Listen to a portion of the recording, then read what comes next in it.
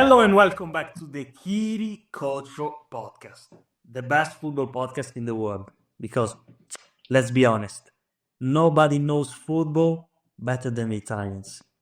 I'm Mozalia, and I'm joined by my fellow host, Danny, my God. Hi, Dan. Hello, everyone. Dude, are you seriously gonna tell me you know football best? Yeah, Look at that jersey you're wearing. What are you talking about? the best football club in the world. Come on. Not even close. Not even close.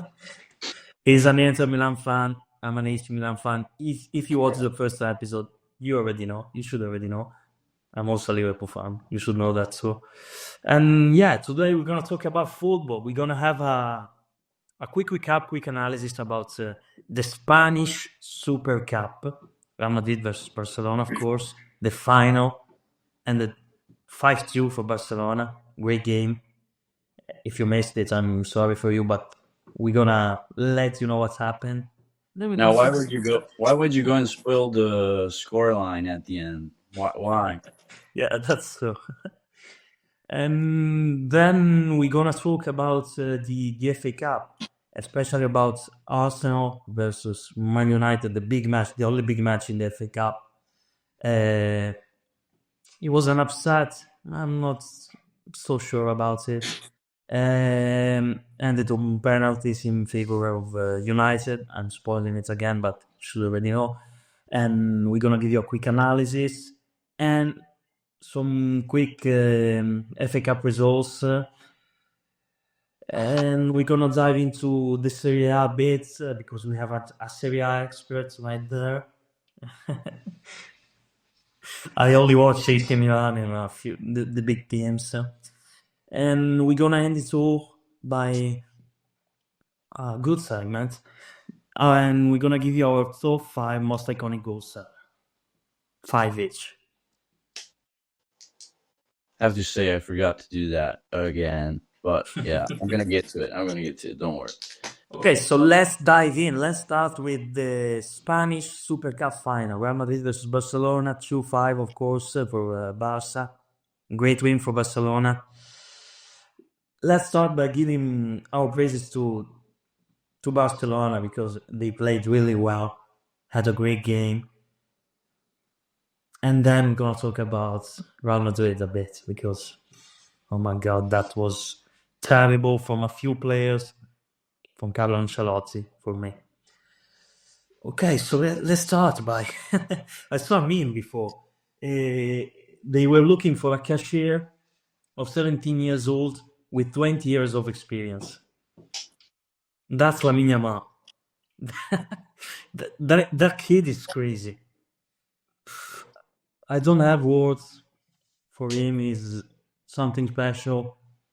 Had a great game. Great goal. A Messi-esque goal. But yeah, he's important for Barcelona, but he's not the most important player there because I think it's Rafinha, but we're gonna talk about him after. Yeah, Lamine. Since Barça lost in the Champions League last year against Paris Saint-Germain, Lamine had his revenge against Mbappé 3 times. You know why? At this point, I would start guessing with Spain, France at some point. Yeah. Then When with I was talking shit about him, he's just a kid, and then he scored a banger. Yeah. Then we have the Barcelona, Real Madrid in the La Liga this season. In October, that's right, 4-0. And then... I guess this is the last one. Yeah. What do you think about him? Do you think he's like the greatest youngster of all time? Look, having seen Hakim Mastour, I don't think Lamine Yamal can be compared. No, jokes apart. I believe that Lamine Yamal is going to be a great player with a massive amount of potential that apparently seems unmatched so far from what we've been used to seeing from players, because I don't remember Messi or Ronaldo. Okay, I did not watch them when they debuted, but even looking at clips and what they did when they were really young, No. they weren't playing this good. But I don't know. I feel like there's still a lot to see before we can actually start hyping him this much. Like I feel he's a great player and everything, but oof, that age makes it a lot biased towards him, how people actually feel about him. But the fact that he was 16, of course, last season, he turned 17 like a day before the European Cup final, the Euros final. Yeah, that's crazy. I think the only one that had a similar impact. I don't think he had these numbers, but he was the guy who he played against in the final, Kylian Mbappé with Monaco, because I think they won the Ligue 1 in his first season. He scored a few goals, had a few assists, and then he took Monaco to the semi-final against Juventus, where they lost of the Champions League. And he had that great performance at home and away against Man City, of course. And the only one that I can remember is maybe Pelé, but of course we didn't watch him. He had a great impact. He won the World Cup, of course, and scored in the final against Sweden. But yeah, I only watched the film. I read a few things about him, but yeah, of course we didn't saw him. Dude, look, honestly, if we have to talk about Kylian, I think you're already reaching out a little bit because, yeah, he was actually 18 already and he was going for 19. So, yeah, that's already a 3 year difference gap that makes I it. swear to God, he was. I swear he was 17, I think, and he won the World Cup at 18 or 19. Maybe I'm having my He won facts. the World Cup. Yeah, he won the World Cup at 18, but he was going to turn 19 that year. And yeah, he was Yeah. Because after he won the World Cup, he went to PSG. Yeah, of exactly. course. He was already at PSG. He was already going to go at PSG. And like no, not during the World Cup. Soon after the World Cup, immediately after the World Cup, he was gonna go to PSG. And the season in which he did wonders was the season before, where he had great stats and great amazing numbers, especially for a striker, because managing to bang in 24 goals and I can't count. Sorry, guys. In 41 games is not bad for a 18-year-old. It's really not Uh, bad. so yeah, he was 17 at the time. That was the campaign where they went to Oh, the. he was already 18. Come on. But you said the season before. Okay, he was born in 1998. The Yeah. season where he did amazing things was the season 2016-2017. Yeah. So, if math stands correct, he was 17-year-old for 3 months during that season, and then he was 18 the rest of the season. Yeah, I hear you. I Then think also another player that we're forgetting that had a great start, not that early, but still in his mid-teens before 2020 is Haaland, obviously, because I think he was 18 when he was at Monaco and doing crazy stuff. Yeah, not really sure, but I think he was around that age. Might be yeah, he wrong. was 18 when he was at Salzburg, I think, and went No, to PSG. he was already 19, but still another great player that when he took off, he started doing amazing and incredible things. I think Lamine already surpassed his amount of goals that he scored last season. Of course, the GAs, he has like in 23 games, 8 goals and 11 assists, only 5 in La Liga, but yeah, he's having a great impact.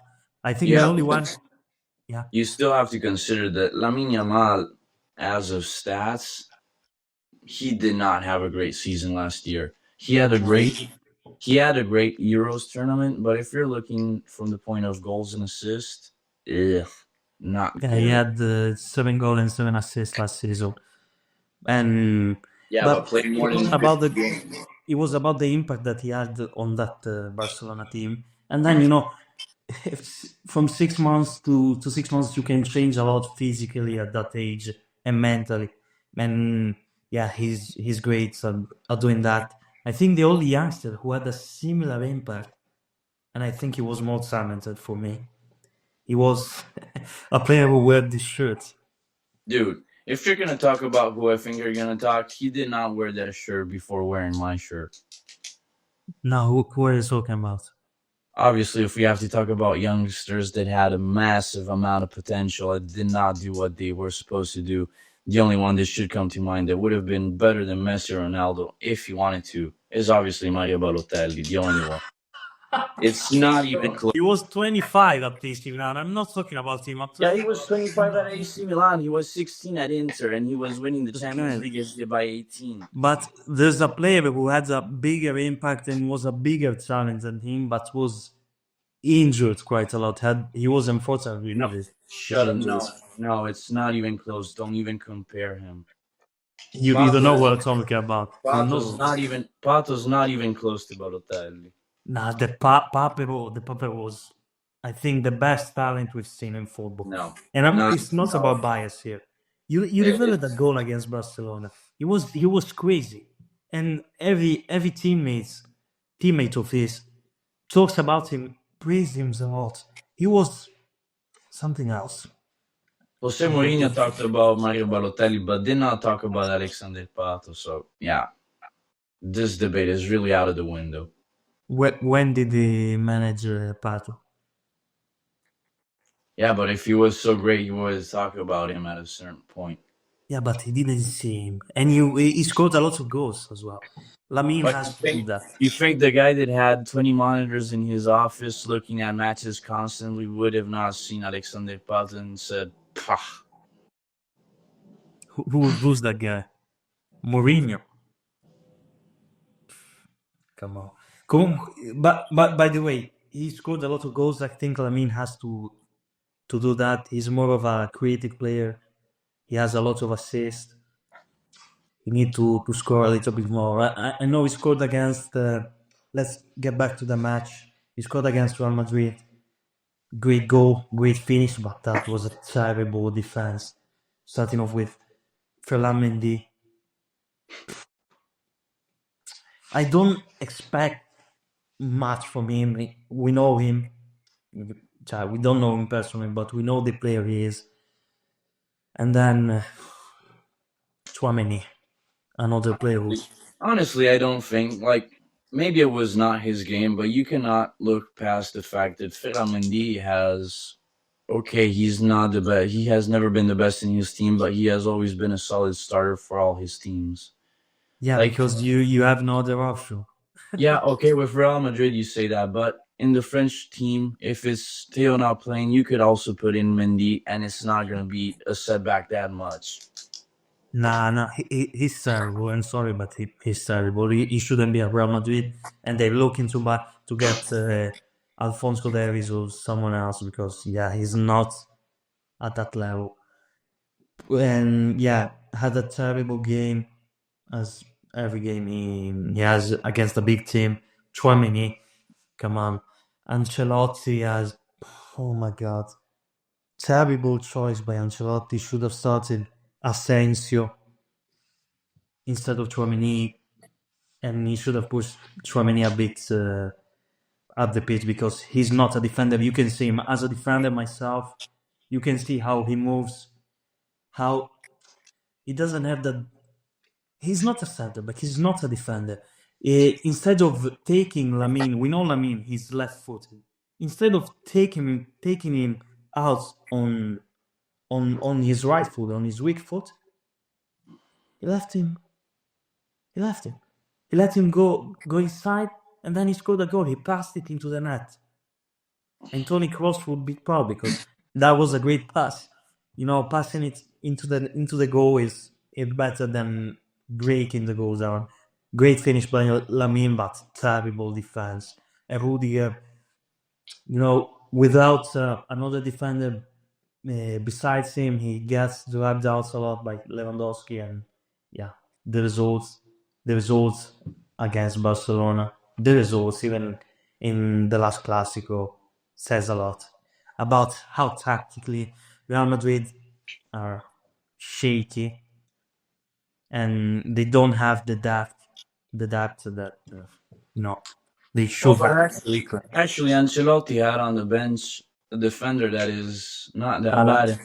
Yeah, exactly. With age, he learned how to become a decent center back because he was a great midfielder and a great yeah, fullback. But in the years, he's developed as a really good center back. So yeah, for who knows what reason, Ancelotti decided to bench Alaba and to not even let him play 1 minute. I think I he's not fit. Yeah, but I don't think the excuse of him breaking his ligament is still valid at this point because it's been more than 1 year since he broke that, and he still hasn't been back. But we saw what happened with. I think they're scared a bit because we saw what happened with Eder Militao. Of course, he broke his ACL again, Yeah, but and Militao has always been injury prone, and also Alaba. But dude, okay, Alaba is almost what 30 years old, and it took him a full career to get one. Militao, ugh, with all of that jump prevention that he does when he falls down and kicks back up like a crazy person. Yeah, it's been in the air he's gonna get injured because yeah, he's trying to avoid it in every possible way, and yeah, he was bound to get to that point again. yeah, we talked about Lamine, but he wasn't the first to score in that match. Mbappe had a great game, probably the only one in that Real Madrid Dude, I side think to yeah, I be. think that Mbappe was able to show that the reason why Real brought him in and the reason why he's outshining Vinicius at this moment because in that game, I think another clear problem of Real Madrid was Vinicius because obviously he's a great player. I think he has a massive amount of potential. I also like watching him, even if I don't rate him a lot as a person, but whatever. You can be a bit of an ass and still be a great player, so who Yeah. cares?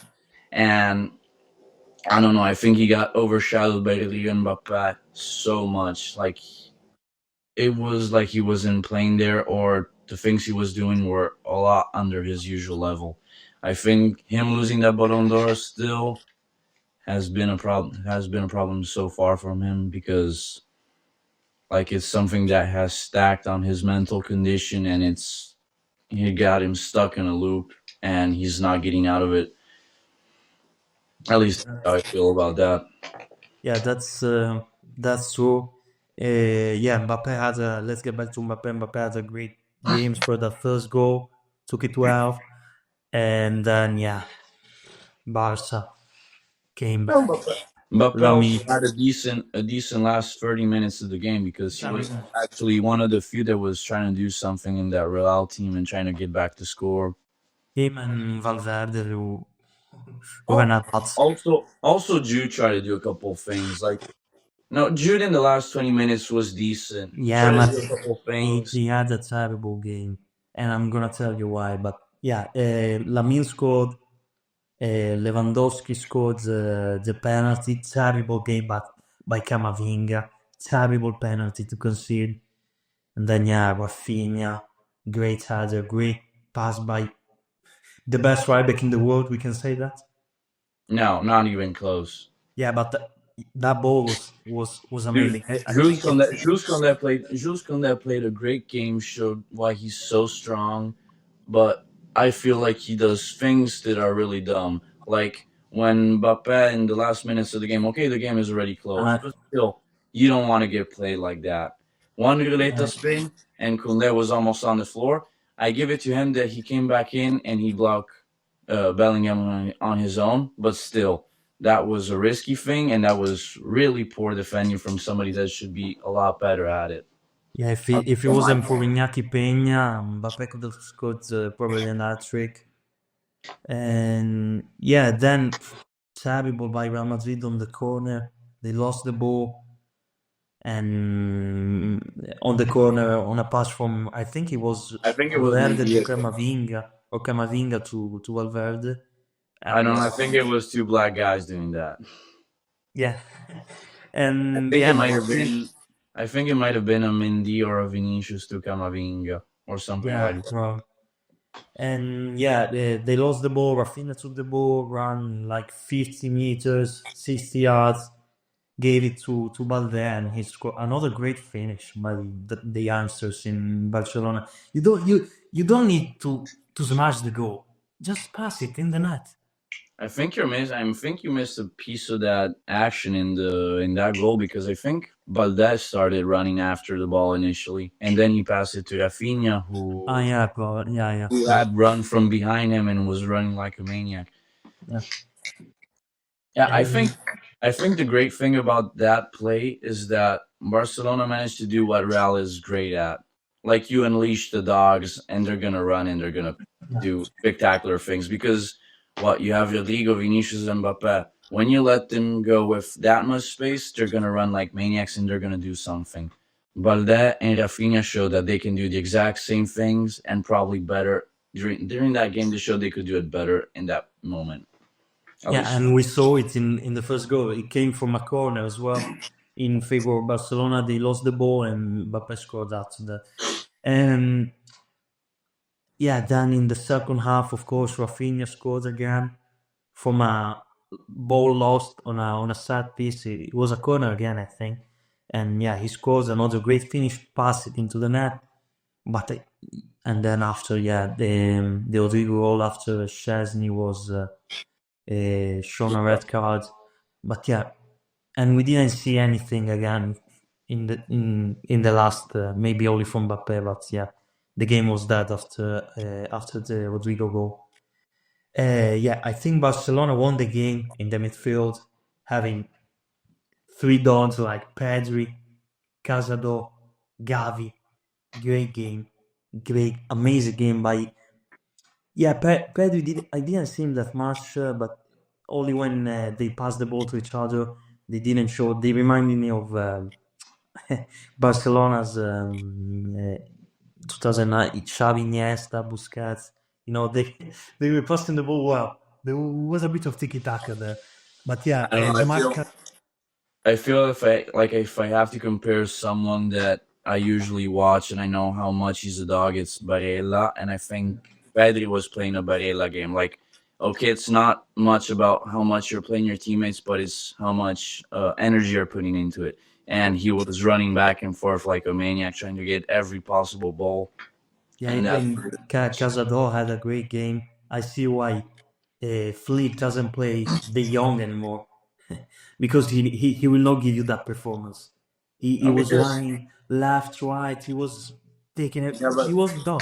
also, the reason you don't put in De Jong because it's a substitution wasted. He's never gonna be top form, and he's gonna get injured at least once every 5 games. So why would you put him in when you know you're gonna have to sub him out at some point? So why should you do that? And then Gavi having another decent game after he came back from his ACL. Another dog in that midfield. I think they took the football IQ from that midfield of Xavi, Busquets, and Iniesta, but they put a more physical attribute on in that midfield. They run more. They search for that contact. They want to tackle everybody.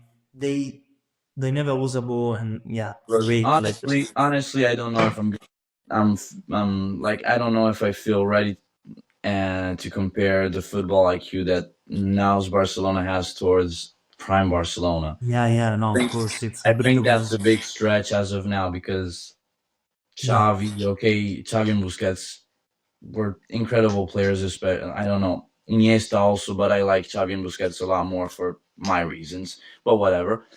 I think that the energy factor is something that sets them greatly apart from that great midfield because if you don't have like probably they do have that same amount of skill, but they're not at that point of proving it. So if you don't have that amount of skill at the moment, at least you make it up with energy, with passion, and with how much you love the jersey you're wearing and the team you're playing for. And they do it, and they do it in a beautiful way. So yeah, hats off.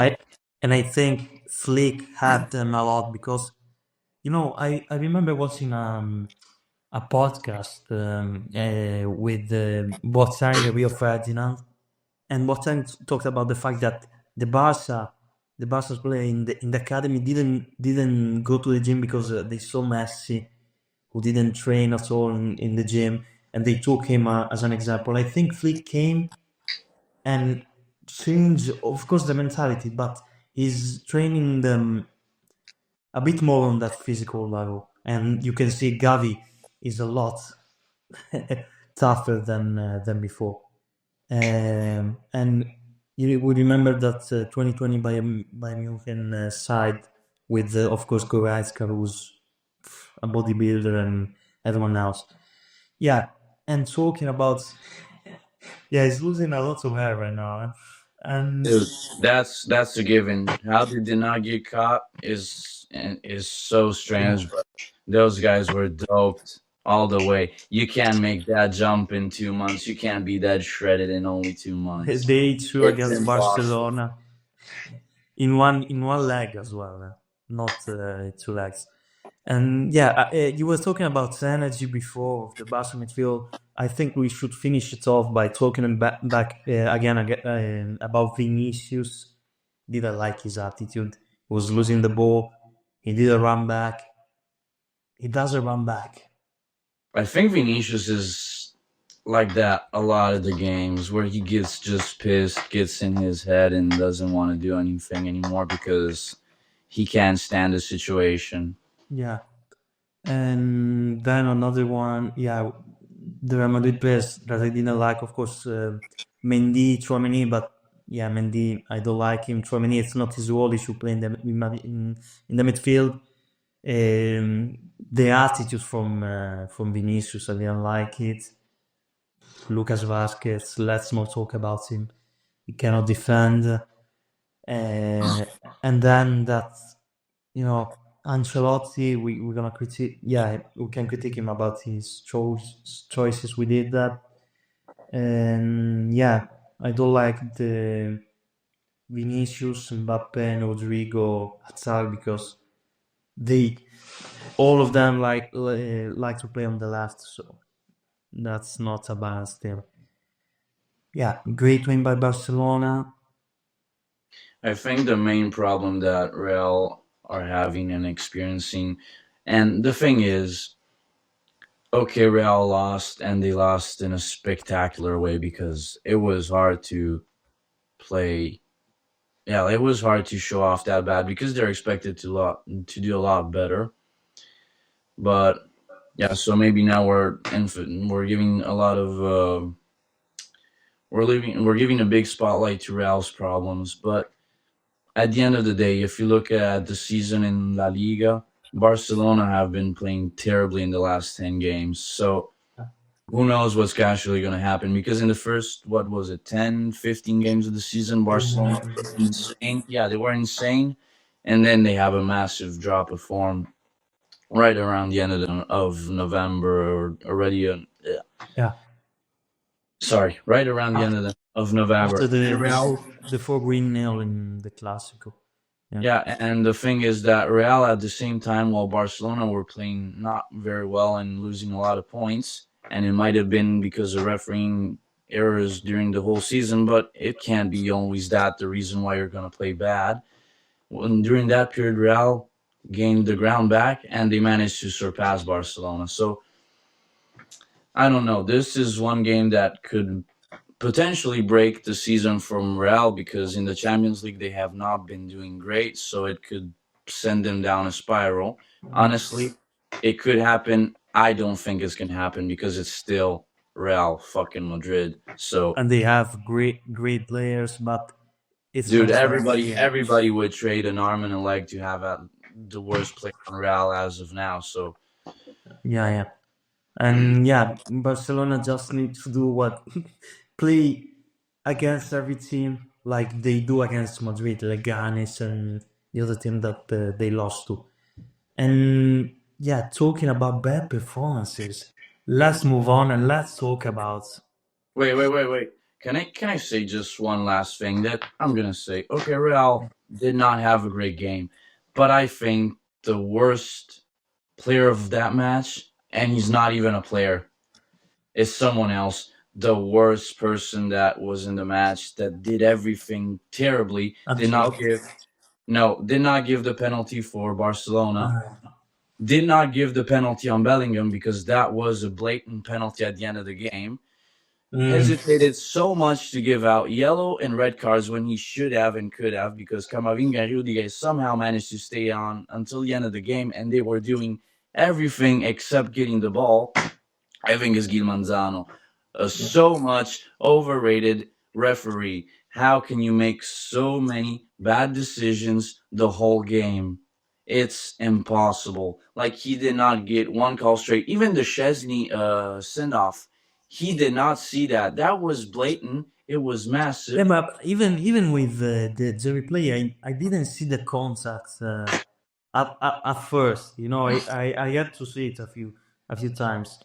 Yeah, Yeah, he's but the the thing best Spanish referee, by the way. Yeah, he's the best Spanish. Yeah, but the thing is that, okay, you can say that you did not see it very well, but dude, you're looking at it from home. He has the situation right in front of him, and so that's a massive difference. First, and second is that, okay, a player could start and act and make that thing up, but dude, you're gonna notice when somebody keeps complaining about something and somehow you did not you missed it.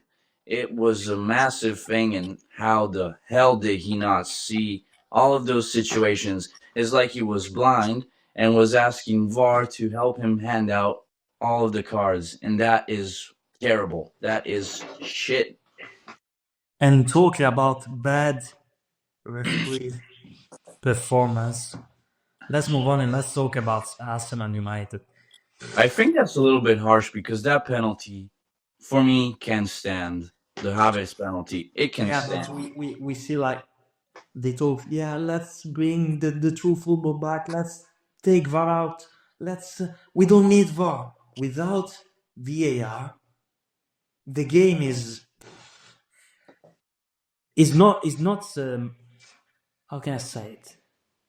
It's false. It's not shit, but yeah, No, it's okay, it's not the okay. reality. VAR may highlight a lot more certain or accentuate a lot more certain context, and then give out things like cards, penalties, and situations that a normal ref would not give. But the thing is that without it, you prevent so many terrible situations from happening. I think it's making referees a little bit lazy as of now, because it seems like they do not actually have to make the call because somebody else is going to come in, swoop in, and help them make the call. And that, I think, is a little bit bad. But still, I think VAR is the best thing that has happened into football in the last couple of years, because it saves so many situations. VAR is not the problem. It's the one who uses it. That's how the But that it's always like that. It's gonna be with robots. It's gonna be, and it's like the example with guns. Guns inherently are not bad, but dude, if you get the gun and you point it towards someone and you shoot it, that's what yeah, but happens. they are bad. Come. Yeah, okay, it's a stretch comparison, but you know it's that. Like, a gun in itself is not a bad thing. You can even use it to play if you want to. But if you're gonna point it at somebody and you're gonna pull the trigger, obviously you're gonna hurt someone. So yeah, And yeah, let's talk about Arsenal United quickly. Another bad performance by Arsenal. Another game where Martin Odegaard ghosted. Another game where Kai Havertz was non-existent. I'm looking at Fortmob right now, and I'm seeing like they gave him a 7.8. dude, do you To realize them, he that? was the best player of Arsenal on that pitch, and he missed the penalty. No, he did not. He missed the Yeah, penalty at the end of the in the game, but shootout. dude, that happens. That can happen. Yeah, but he missed a Even lot of chances. even great players miss penalties. That's Yeah, for so me. he's not a That's great player. That you tell him that. Yeah, he's not a striker. He had a few chances, he missed them, and Arsenal lost because of him. Because yeah, they but the need biggest yeah, but the from biggest Bernard. breaking point of the game was something that he created because he managed to get that penalty. This guy And no, it can as a penalty that can stand. It's not a penalty. It's never a penalty. Dude, it's a 60-40. The leg was outreached, and he managed to snag on a leg of a defender. So he's I smart. didn't even touch him with the leg. I think it was his hand, Maguire's hand, Maguire's arm. But yeah, I don't know. I think there was the knee involved a little bit, but still, that I think personally, that's hats off to the player that managed to get that because you're the one that played smart football in that situation. if smart football is cheating, then yeah, you 7.8 is a right. Dude, it's the thing is there's always going to be controversial situations. We can go on and debate for half an hour about what happened in the Super Cup final in Italy. We can debate that how much you want. It doesn't really matter at the end of the day. It matters what actually happened during the game. The Yeah. referee gave it. Odegaard missed it. Yeah, he That's didn't miss it. It was a great save by the best player on the pitch, Altay Bind. honestly, honestly, combined that 11, yeah, we didn't. No, we didn't. We never did a combined 11 with them because Onana plays, of course, in the Premier League. But yeah, that's that Olympico goal that he let in against Tottenham was horrible. But he played again in that was the Carabao Cup, I think. Or was the Premier League as well? I don't know. No, it was the Carabao, yeah. yeah, it was in Prem when they got kicked out. And yeah, he played again in the FA Cup. Amorim backed him, and he has a great performance. Saved the penalty, saved the penalty in the shootout, and had a few great saves. One was on Rice, a header, and I think another one he was against with again with Rice. Yeah, but he has a great game for me. Best player on the pitch. Yeah, I don't think so, honestly. I think that is stretched a lot by fans and what actually are key moments in a match. Like, Yeah, yeah. no, no, now I'm good. No, I'm gonna get into this because I think this is a bunch of rubbish, honestly. Not all of it, but the majority is. So, what actually happens during when they give out MVP votes? They usually give it to the player that makes one decision that changes the game. And I can agree with that a lot of times, but I don't agree with it in this case. Dude saved one penalty and the penalty shootout, and dude, you got five against you. You managed to save one. That can be good. That can't. It's an Yeah, okay but save. he saves a lot. He only did one mistake that when he passed the ball away, and of course Gabriel scored. But yeah, Dude, now, are you seriously gonna say it's a small mistake? At that point of the game, United were controlling the match. They had managed to go up. Somehow they had managed to yeah, go but up. they were one man down because Dalot got a second yellow Yeah, before but the goal. in fact, I'm not gonna give the MVP of the match to Dalot. But the thing is, okay, the keeper had the courage to go out and try and get the ball, but how he did it was one of the worst attempts to pulling out a ball from the area, and that went on to give a goal to Gabriel, who was almost going back to his midfielder. He was already leaving, and he saw the ball magically appearing in front of him and decided to kick it because he said, "Why not?" And where was the keeper? Not where he should have been. So Yeah, I think I think he has a beautiful highlight saving that goal on saving the penalty on Odegaard because that is what actually but he had saved. a great save, two great saves against Rice as well. Yeah, but the worst shot that he could take, he created it and he got it scored. For me, he was the best player on the pitch. Maybe Yeah, Bruno. probably he was because in absence of good performances, his might be the best. But still, I think that what his mistake was a really big one and could have cost United the match. Together with what Dalot's foul, because those were the two things that could have cost United the match for me. Yeah, that's true.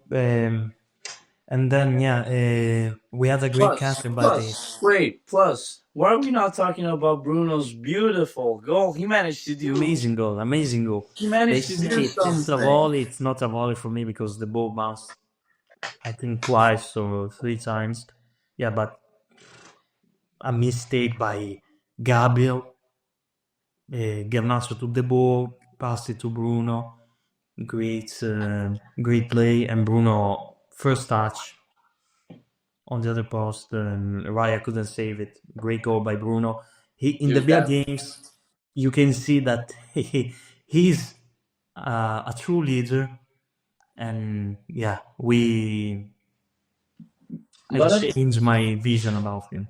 You know, dude, and I'm happy with that because I've been debating with you a long time that Bruno, okay, he has a terrible attitude. He can be on par with Vinicius as who's the biggest shitbag in football as of now.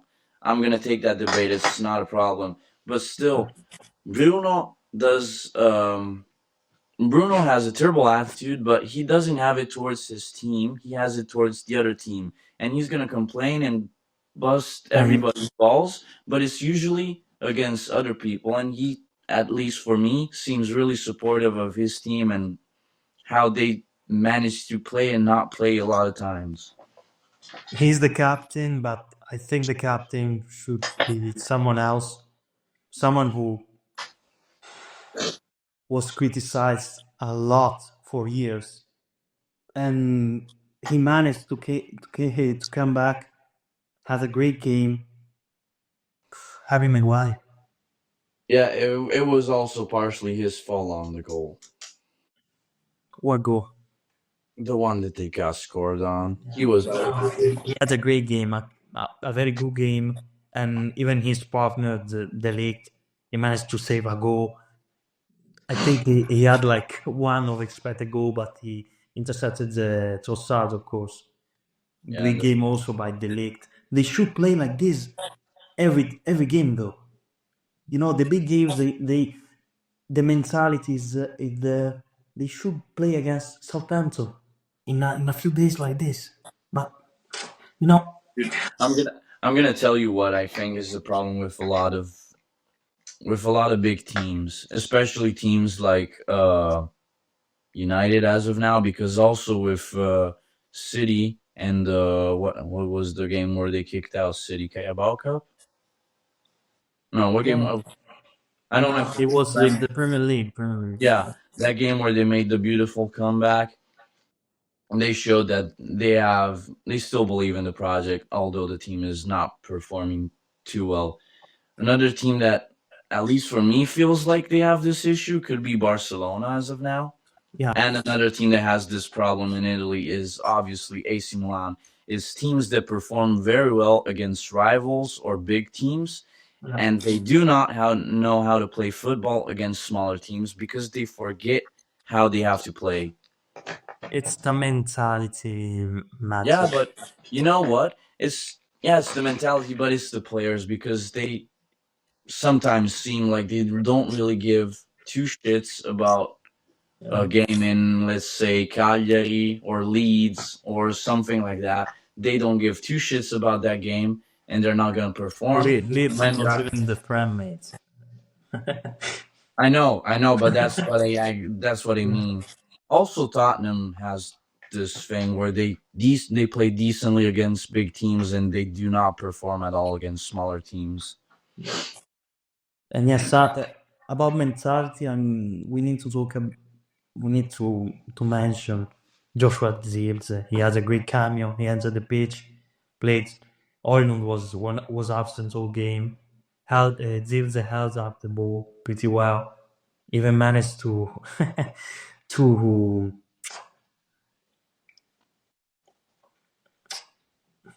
They're gonna get there. Just think No, about it. but You're gonna get there. even managed to nutmeg Saliba twice. I saw. It. Yeah. Yeah, That yeah. was. And he fell on the ground and almost scored in the end, but I had at Yeah, least. and it's been so much. It's been how long since Saliba's been nutmegged? I think it's never happened since he's been playing. But I'm saying no, Karate is better than Saliba. Before the injury, of course, but I think he's better for me at least. And yeah, Joshua Zirkzee scores the last penalty, and then waved the Arsenal fans and had his Batistuta celebration at the end, and was cheered by the crowd, the United crowd who booed him against I don't remember, it was Bournemouth or someone else. Yeah, but great comeback. He should start. Well, And I don't think he will leave United because he's coming back. I think the beautiful thing with United is that although Zize may have played well, Amorim still does not want him in that team. And dude, I've seen some of the offers they've been making around because they need a midfielder and they want Fertazzi. Damn, I don't want Zirkzee in my team, but if that's what's coming in towards us to get Fertazzi out of the team, dude, I'm gonna take it. That's because they offered Silva 25. can leave though. Yeah, but United wanted to offer Zize, who they paid 40 or 50 million euros at the beginning of the Like season. 20 millions of commission to the agent. That's why AC Milan didn't buy him. Yeah, but yeah, okay. So let's say what they spend 70 million for one player, and they're willing to give him away plus another added 25 million euros for a midfielder that has not been playing. I think that says great lengths about what United actually do and how they know football. Because look, I think Fertez is great, but I think that's too much to give away just for one player and not a really great midfielder for me, in my opinion. Yeah, that's true. Coming back to the FA Cup, we saw Newcastle, and Newcastle won against Bromley 3-1. Of course, Arsenal United 1-1, and Man United went through. Tottenham had a stinker. Timo Werner had a stinker, but they won against Tamworth, against the Zara employee, 3-0 in extra time. And yeah, Liverpool won against Accrington Stanley. Chiesa scored. Ngumoa played. Had a great, not so great game, but yeah, he received a standing ovation. Leicester won 6-2 against QPR. Bournemouth, of course, won. I think the only upset was Brentford, who lost against Plymouth Argyle 1-0 at home. Well, John no, Phillips. there's another upset. City finally managed to beat a Yeah, team in minutes. Chelsea won, great game by Joe Felix. I think he's the most technical player in that side because he uses both feet, even better than Palmer, and Tosin scored a double as well. And then yeah, we had City. City won 8-0 against the class of 92 team, Salford City. Gary Neville, Scholes, Beckham, Phil Neville, etc. And yeah, a great game by Man City. They played the youngster. McAtee finally played and scored an hat-trick. Grealish played well in the midfield. Yeah, Doku as well scored 2 goals. And yeah, there was something weird though, because Walker was left out of that team. Perhaps that it Who was knows why? perhaps that it was tactical decision before the game. But after the game, he said, Kyle asked to leave. Yeah. And there are a few teams on him. I think he had some Saudi offers, but it's a derby between my team, well, one of my teams, because I also support Liverpool. I know that's weird. AC Milan and his team, Danny's team. Well, It's not it's not his team because he's not the owner yet. I wish I were. I wish I were without that depth, but I wish I were that owner. Inter Milan, of course. Yeah, I don't want him near my club. So I'm gonna pass him to you. Dude, what? The first news was that he was going to join probably AC Milan. I was so happy. I I thought was so, yeah. Yeah, but I was so happy that finally a useless player was going to join Serie A, go and worsen the right back position for AC Milan again. Yeah. And yeah, they were still going to have a hole in that situation because probably what? They're going to pay him 5 or 6 mil at least to get him to play, what, 6 months? So yeah, that would have been already terrible. But now I'm reading that Inter want him. Guys, I don't know what the front office has entered is thinking, but we are Yeah, already it's not 2020 anymore. He doesn't have the legs anymore. Yeah, but the thing is, you know what? Kyle Walker has been a great player throughout his whole career. But what I'm thinking is Inter already set. They have a starter and a great backup on that position. Dungus in Darmian. Yeah. The only player that I would want back, and he's out of shape so bad, would be Hakimi. Apart from him, I don't want anybody else in that position. I'm fine with Dumfries. He should start learning Arabic and go to Saudi. I really hope he goes there because he's asking a lot of money. I don't think my team should be putting money towards him and spending that much for a player that is out of shape, has so many issues off the pitch with his family life and everything. His families.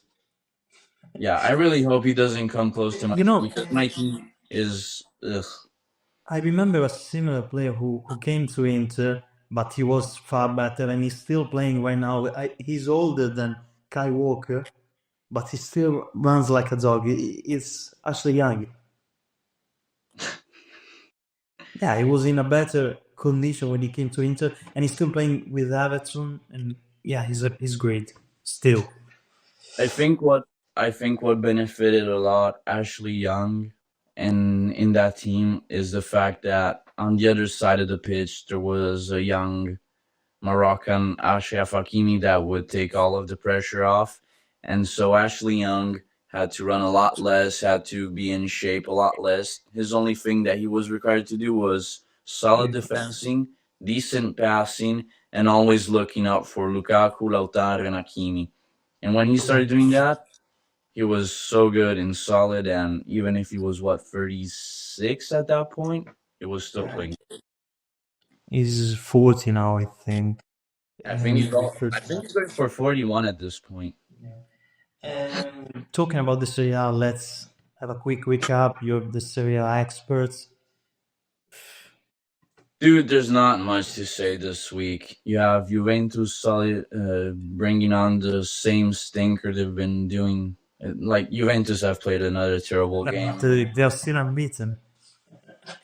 Yeah, that doesn't matter until what do they have? Like 10 draws at this point of the season. 12 draws, only 7 wins, 10 draws. Of course, 0 losses, but they fifth, 33 points. Yeah, not really good. And at the end of the day, they're 11 points under the leader of the Serie A, but still. And they also have one match to play, And the thing is, if you don't lose, that's great. But if you don't score and you don't win, that's not so great at the end of the day. Yeah. You also have AC Milan, who performed in the beginning of January with Conceição. They performed great against Inter. They somehow managed to bring a comeback and win that game, so hats off to them.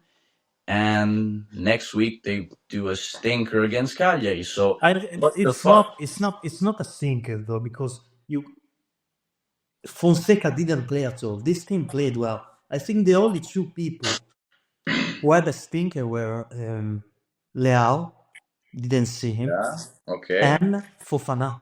But the team played. Morata. Yeah, Morata didn't see him as well. We need a striker. But yeah, the team played. Musa until half of the second time did almost touch no balls. In fact, I was watching the game with a friend of mine, with a mate of mine, and he looks at me and says, "Is Yunus Musa in?" I said, "Yeah." I was there with you. Huh? Yeah, and Musa started the game, and I was like, okay, I get he's not doing shit, but at least you're gonna notice he's playing at some point. Yeah. No, it was like he was not there. But still, I think you forgot quickly how bad Fonseca was. The team, how bad, not Fonseca, but how bad they played Dude, under Fonseca.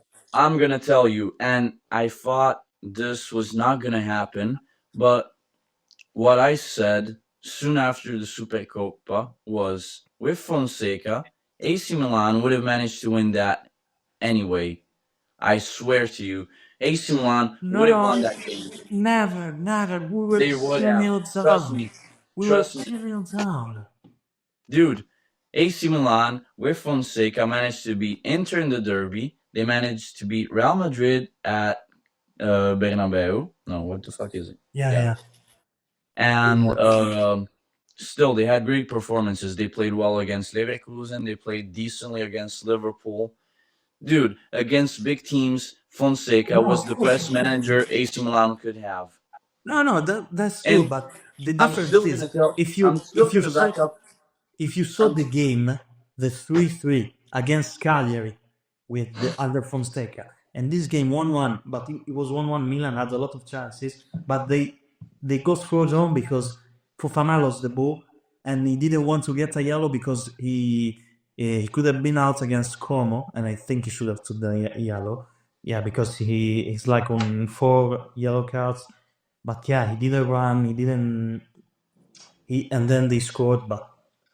And Magnan had a stinker on that goal after a honestly, great save. But they played well. Trust me. Only Leao, we didn't see lot. Yeah. honestly, I think you're overshadowing Fofana's game with one big mistake he did. Obviously, that was terrible, but dude, Fofana, both defensively and going forward, especially going forward, he had a really solid game, at least for me. Remember, I know he only did that And mistake because he was on 4 yellow cards. and if Magnan had not saved the Felici shot at that point, probably the game would have been completely different. The thing is, and the thing is, no, the thing is, you know what? No, but the thing is, you know what? You're not gonna talk shit about Calabria because he made that great save. You're not gonna talk shit about Tomori and Chow, who had a really inexistent game. They played. Yeah, because Milan dominated the game, so I don't know. What? Yeah. What? But Until Felici was playing, AC Milan were so much in trouble. They were getting cooked left and right. Every time this young kid had the ball, he was cooking your defense all the time. Dude, that was honestly, I kept looking at him when he got pulled out. You were there with me. I was really sad that he got pulled out because yeah, he was but you playing saw a the game brilliant again game. with under Fonseca against Cagliari away Dude, from home. okay, but It there was could have been a this. 1-0 game if Fofana didn't do that mistake. Yeah, But it shouldn't have. but they didn't concede a lot of chances. It was a mistake by Mignan. They should have Dude, scored more. dude, look at what Piccoli did. Piccoli ghosted the game, and he had a lot of clear chances in which he could have done a lot better. He has the amount, like he's big, bulky, and strong, and still he's not gonna play like a normal number 11. He's gonna play like a fucking falso nueve. Why would you do that? When Like, I why score would you hard go? like Zilta. Yeah. Yeah, and yeah, let's move on to the other matches. I don't know, Inter, how They managed to win. They played decently, but yeah, Venice played a lot better. Venice is one of the best looking teams to watch. They never win, but they play beautifully all the time. But yeah, they're really unlucky. You have Napoli who managed to win the game with a lot of ease. and And without Kvaratskhelia. Yeah, but great performance from David Nash, who finally is showing that even from the first minute he can play a really good game, because that's his main problem as of now, is that he's not fit to play for 90 minutes. Um, what was there? Yeah, Roma managed to play a really bad game, but whatever. It's Roma. You never know what you're gonna get. It's like a box of chocolate. And then we Uh, had an upset. well, wait. There's Lazio, who another team that shouldn't have drawn, but they managed to draw. Atalanta finally managed to not win or score against Udinese, so we're really happy about that. Fiorentina shit the bed against Monza.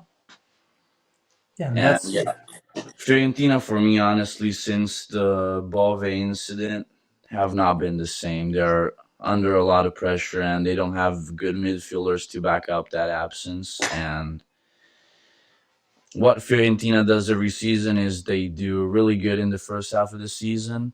They play terribly in the second half of the season, almost getting relegated, and then they save themselves towards the end of the season. So, yeah, we're expecting that this season is going to happen the same as every season they usually do. yeah. And today they're gonna play. We can give you a quick prediction without jinxing it. Even tomorrow, Inter will play because the teams who played in the Super Cup, of course, they play that week. We have Como, AC Milan. If we don't win, long day. Atalanta, Juventus. Atalanta playing in Birmingham, of course. That's all. I honestly hope that game is a game with a lot of goals, because I can't stand to watch Juventus. They do not play football. They do not like to play football as of now. So I really a lot of goals for Atalanta because I don't see how Juventus will win that game. And of course, Inter Bologna, we don't need to talk about it because Inter already won it. Come on. Bologna at home. And yeah, that's it for the Serie A. For the last segment of this episode, we're gonna give you our top 5 most iconic goals of all time. One each. We're gonna start 5-5, 4-4, and etc. You wanna start or should I start first? Nah, you can start. Okay, so in 5th position, I have one of the most yeah, it's a beautiful goal, of course, but the commentary in that goal, I think, was better than the goal itself.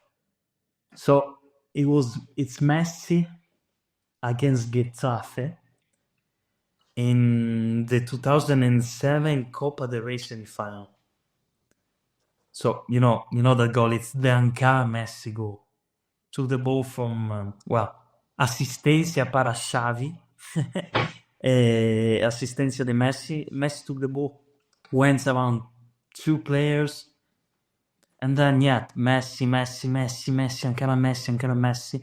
After going with a nutmeg on the second player, then the defense didn't stand a chance on him. Goalkeeper came out. He went around the goalkeeper, and then he left the goalkeeper on the ground, and it was a tight angle, and somehow he slotted the ball in the net. A defender tried to save the ball, but to save the goal, but great goal. Anche per Messi, immense Messi, great goal. That's my number 5. Who do you have?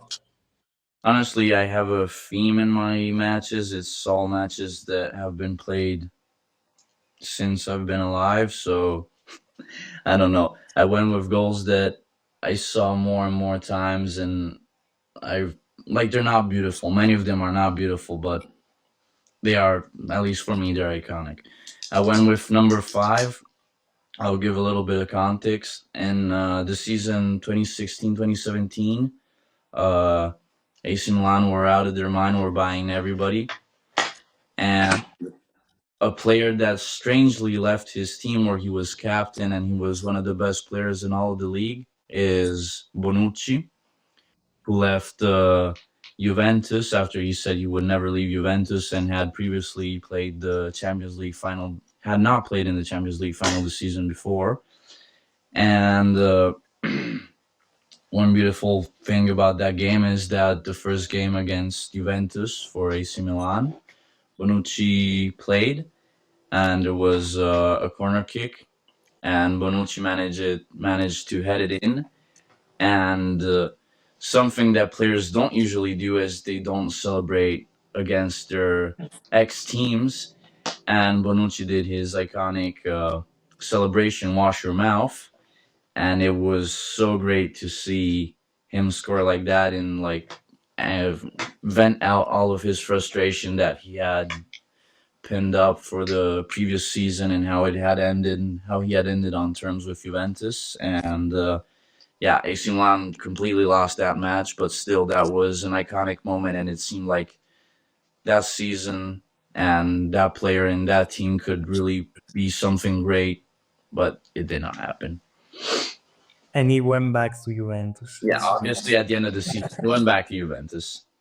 Yeah. So my number 4 in fourth position, I have another Copa del Rey goal, but this time it's in the final. Real Madrid versus Barcelona 2014, a goal that was worth that 100 million price tag. So it was the 85th minute. They were 1-1, the score was tied. Cristiano Ronaldo wasn't on the pitch. I think he was injured.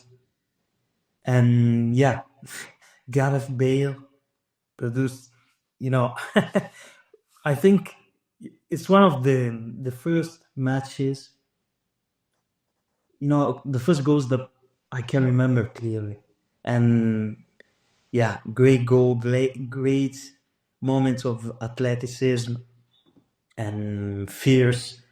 And yeah, he received the ball near the halfway line on the left flank, on the left flank, and Mark Bartra was there. He tried to body check him out of the pitch, but he knocked the ball past him.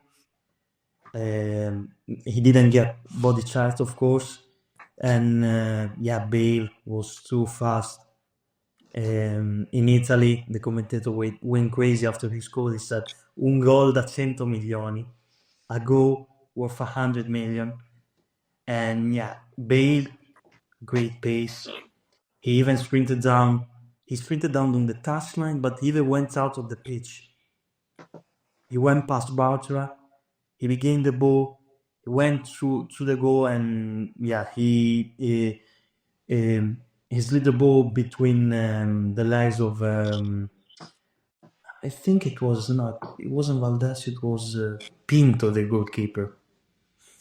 And yeah, they won at the end. They won the Copa del Rey final, and great goal by Bale.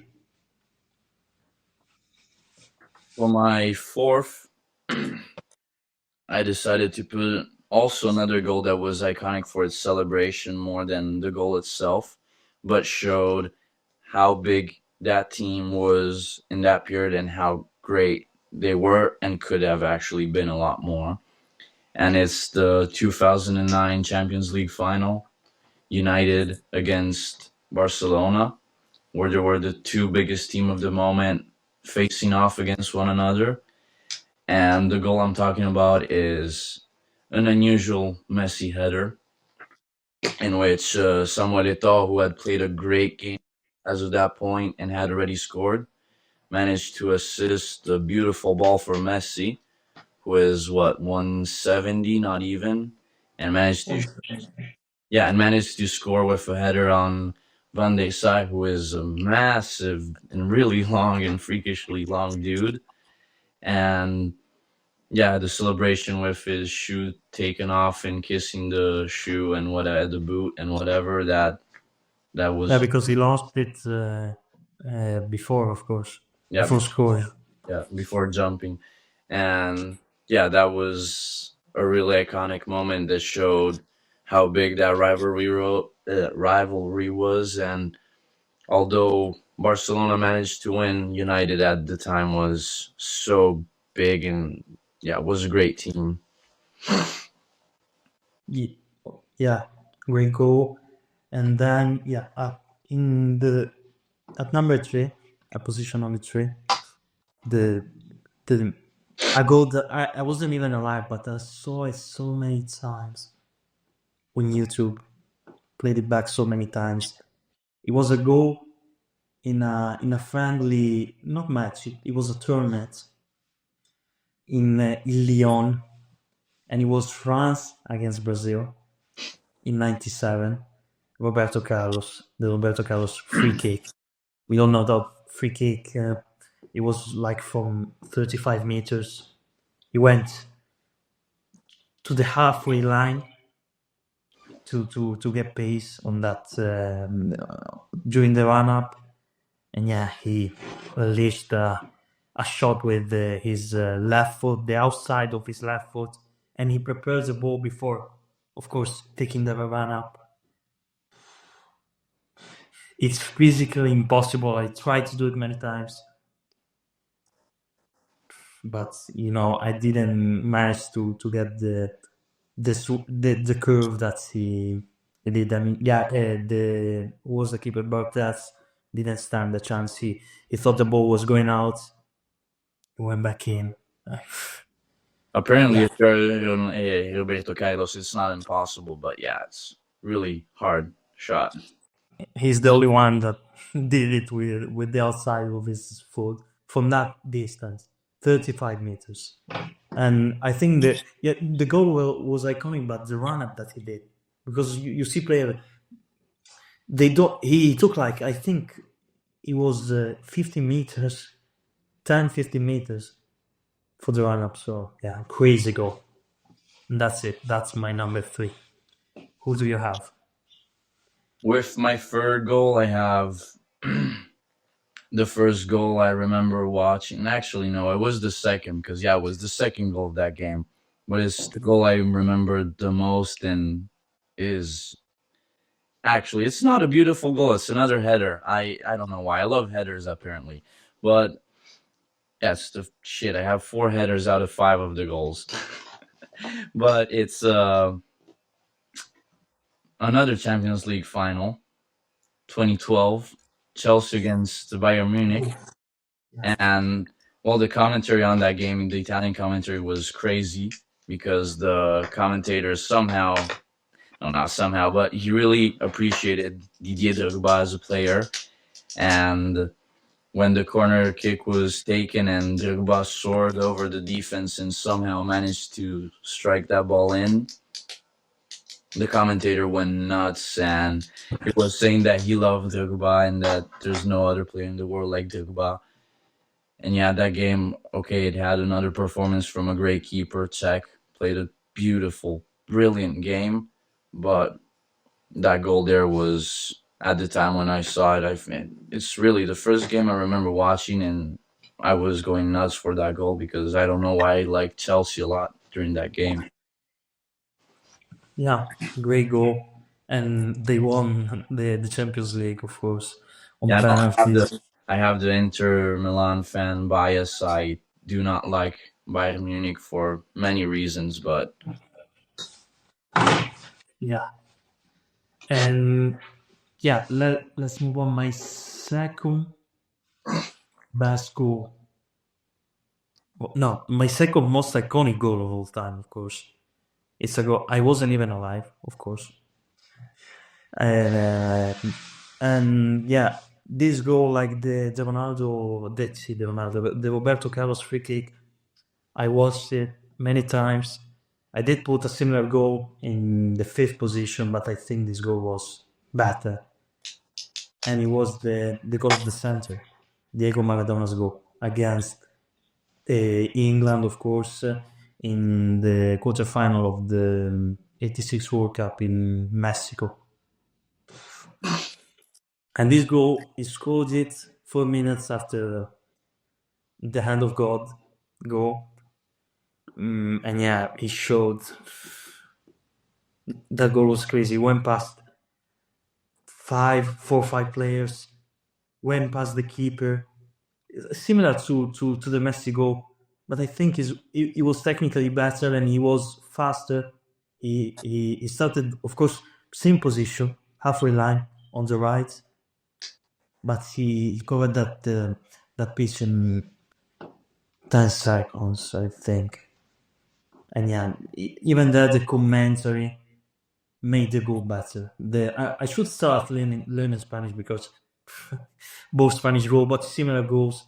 But yeah, the solo effort, of course, was renamed the goal of the century.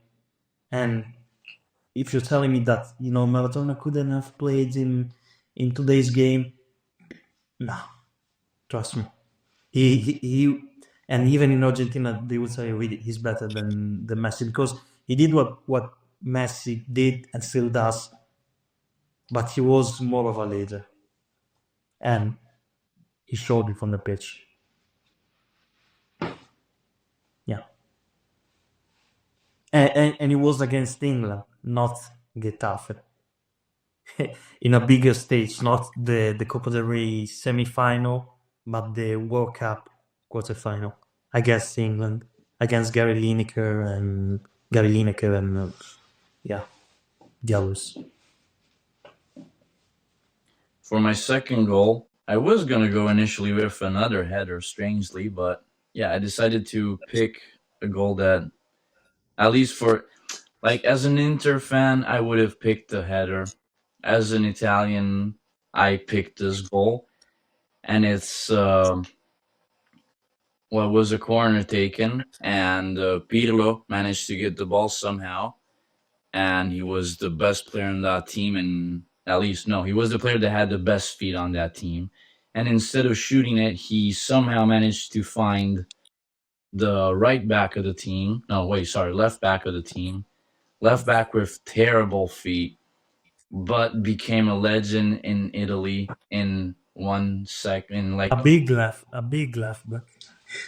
he became a legend in matter of minutes after this goal, and somehow, who knows how that really happened. It was like fate or whatever. He shot. The ball curled so much that the German goalkeeper didn't even see the ball coming at him because there was a defender in front of the ball when the ball was shot, and it went completely on the opposite side, going perfectly in. And I'm talking about the Fabio Grosso goal against Germany in the World Cup semifinal of 2006 when Italy managed to beat Germany 2-0. And this was in the last minutes of the game. And yeah, whole Italy erupted because of this game, especially because there was terrible build-up for the match because Germans were sure they were going to win. There were I've seen a lot of documentaries in which Germans were talking a lot of shit about Italians because they thought Italy was a terrible place. People don't like to do anything. People are not good at sports and whatever. And somehow karma's a bitch. Then it turned, and Italy managed to win that game, and it was beautiful. And it even led to bigger things that year. Yeah. Okay, so the number one, my first most iconic goal of all time. Guess what? I wasn't alive. And it was in the same match of my second most iconic goal of all time. If you talk about not someone that doesn't know football, but everyone knows this goal. And you know who I'm talking about, of course. Obviously. Manos Dios. Yeah, so I'm talking, of course, about Diego Maradona's hand of goal. Hand of goal. Diego Maradona's hand of God that came 4 minutes before, as I said before, the goal of the century. another iconic goal. I have Maradona in position number 2 and in the first position to show you how great of a player he was and how iconic he was. He scored a goal that with VAR wouldn't have standed, but he scored the most iconic goal for me, and I think for every football fan in history. He was in an offside position. Maradona is 5'5". He went against a 6'1" goalkeeper. The ball was deflected. He was offside, but he was deflected by an English player. He was on the penalty spot. The goalkeeper came out and he jumped. Maradona jumped. The goalkeeper jumped. But, he put his head, but he had his left fist and he nudged the ball over the goalkeeper. And yeah, the rest is history. They won that game 2-1 and they went on to win the World Cup. And yeah, the hand of God, most iconic goal of all time.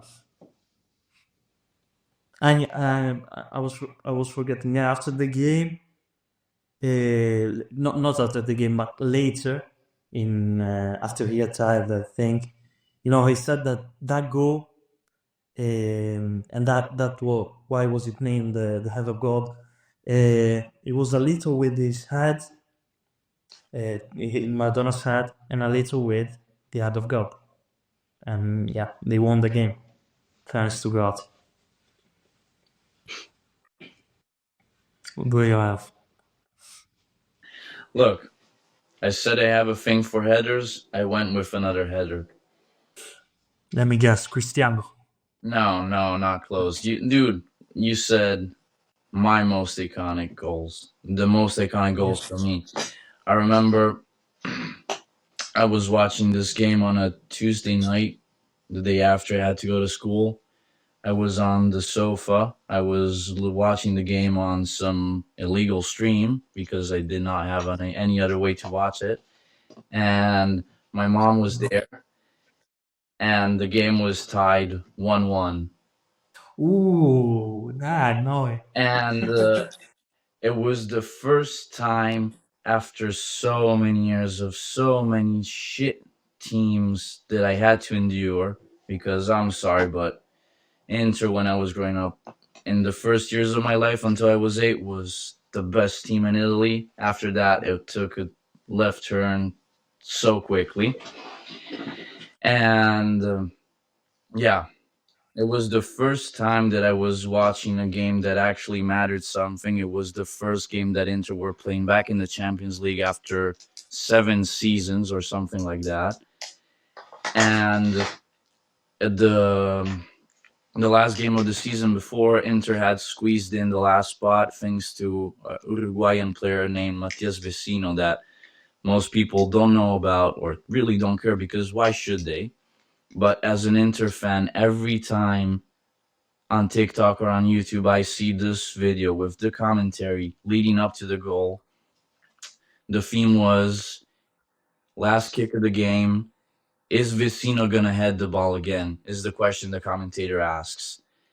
No, is Vecino going to head the ball? He asks. And the other one answers, is he going to head it again, you mean? Because he had done it a couple months prior.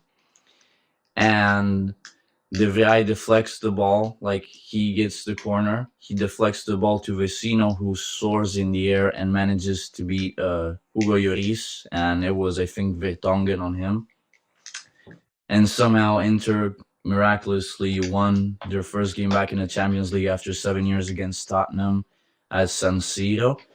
And I started screaming like a maniac because that game I thought was lost a lot before, because I think they got the first game goal in the 80th minute or something like that. And that was a beautiful goal, but whatever. And the two commentators of the match are two guys that know how to do it in a brilliant way. They give off a lot of passion and vibes. They're really passionate about their job, and they just went off with their brain like they became stupid. They started saying crazy stuff that didn't even make sense, but in the moment it was the best one of the best sensations I've ever had as an Inter Milan fan. And I'm talking about, yeah, the 2-1 goal against Tottenham. La ripresa Vecino. Yeah, but You after had it follows. Trevisani, one of the best Italian commentators. No, but that was Trevisan, and then you have Lele Adani, who is he's in love with Messi, and he's out of his mind. He loves Uruguayan people, and he starts screaming. La guerra charrua. Um, the Europeans have the scratch that lasts because that was the craziest thing said in a span of minutes. It was the craziest things ever said, but they didn't make sense, and they were the best things I've ever heard. Yeah, great goal. Maybe. Yeah, it's the most iconic from you. I did a more general one, but yeah, I think the most iconic for me in the list that I made was the Gareth Bale one. Dude, honestly, I was gonna put, even if it wasn't for me, because obviously it's not an iconic goal for me. It's what led to a disastrous season at the end. But I think that, and the commentating also on that game was beautiful. I think was Giroud turned around. I was gonna put that because that is, at least for AC Milan fans, in the last couple years. Probably one of the most iconic goals in the derby. Not the first, but maybe top 5 for the importance. Because it decided the sorts of a full season at the end. Because after that loss, Inter got in a terrible form, and they managed to lose a lot of games. And Milan. Giroud and Radu, of course, not just Zero. let's just give merit to who deserves it, and let's not talk about the negative things. Yeah, and yeah, that's it. That's today's episode of the Kiricocho podcast, the best football podcast in the world, because nobody knows football better than the Italians, and that's true. That's a fact. Yeah. I don't know. I'd swear that people in the comments really hate me for my takes. So yeah, probably. I think that they hate the glasses. They call you Specky, and yeah, they also call you Specky. Yeah, but I wear most of the time is contact lenses, so no, that doesn't happen a lot. Yeah. See you next week. Bye-bye. Bye.